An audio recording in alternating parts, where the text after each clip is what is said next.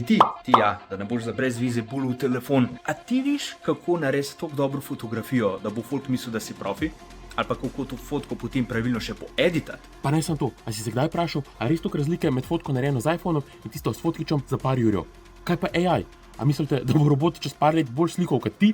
Ali pa bo celo poslal vse fotografe v penzijo? Vse to bomo govorili v petek, 18. aprila ob 18.